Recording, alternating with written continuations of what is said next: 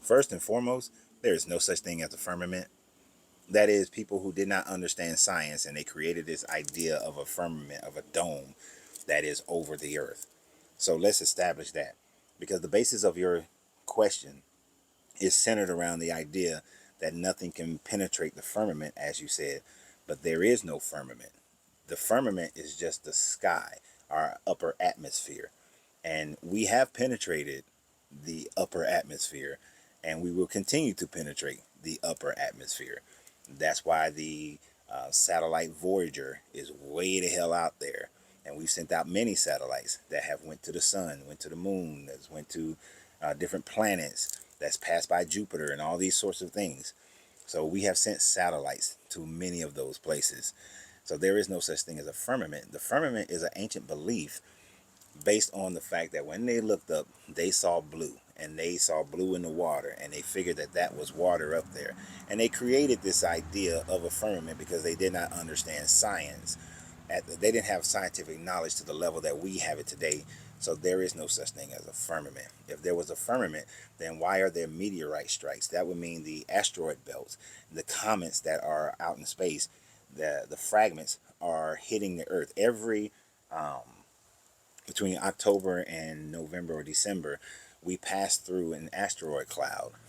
If there was an impenetrable firmament, then we would never see guaranteed asteroids, meteorites as we call them, coming and hitting the earth or burning up in the sky, because they wouldn't exist. There would be no meteorite impacts that we find like in Arizona or in Russia or any of these places. We wouldn't have none of those impact craters if there was an impenetrable firmament that these meteorites are passing through. These asteroids basically are passing through. We call them meteorites once they enter our atmosphere.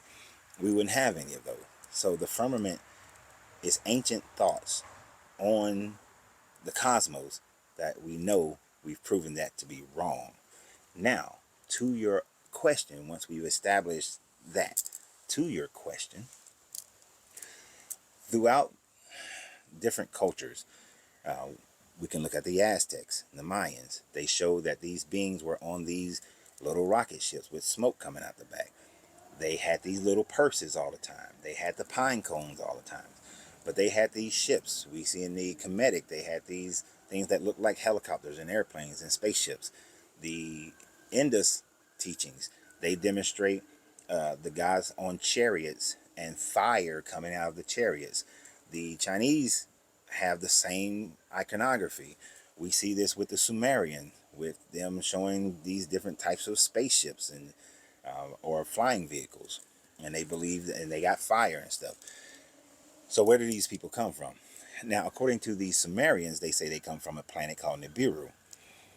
That can be hotly debated, and so that they're coming from another planet. And there is some mass that is beyond Pluto that does come through our solar system every, I think, like 13,000 years, or it's 26,000 years, one of those. The great year is 26,000, so I think it's every 13,000 years. Correct me on that one. But we don't know what it is. We haven't figured it out. We can't see that far yet. We haven't identified, but we can see the gravitational pulls that it has, and the other aspects of science that it's creating on planets like Pluto and Uranus and things of that nature. Now, people claim to have seen UFOs all the time, whether it's Christopher Columbus claiming that in his logs, Cortez claiming it in his logs, and usually they came from under the water. Doesn't seem like they come from space.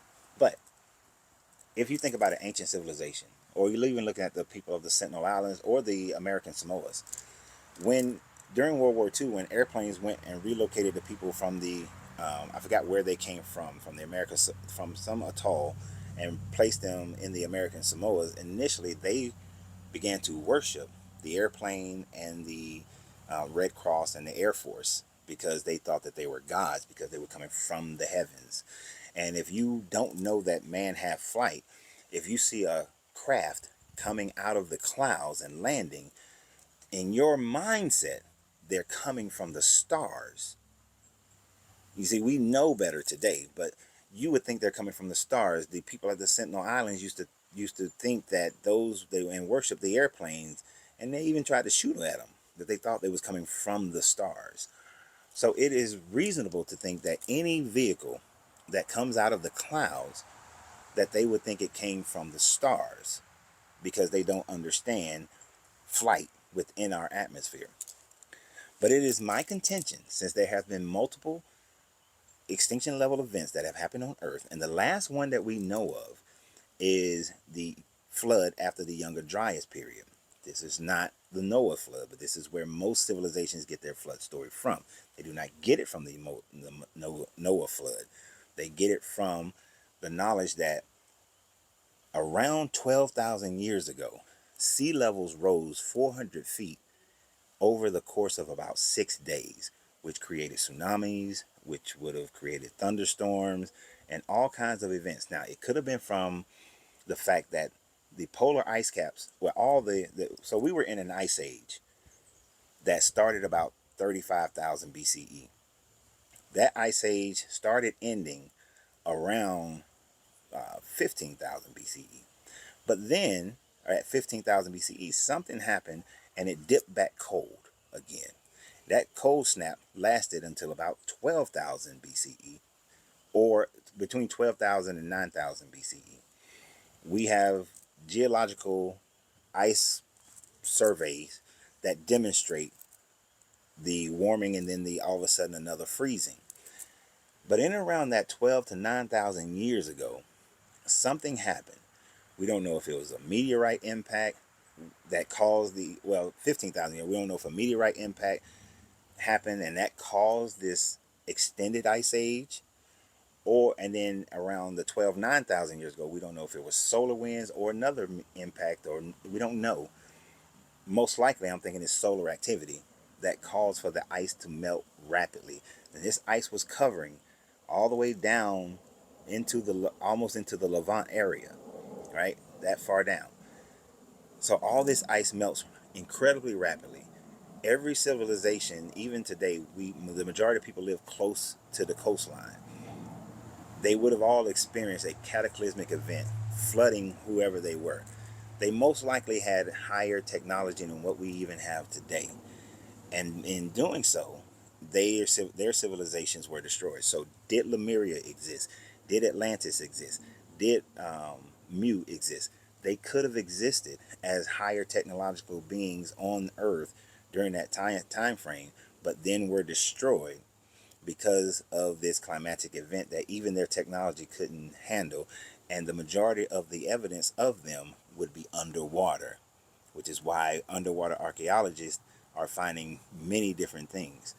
Could they have retreated and are living in Antarctica or living somewhere underwater in some civilization that we can't reach?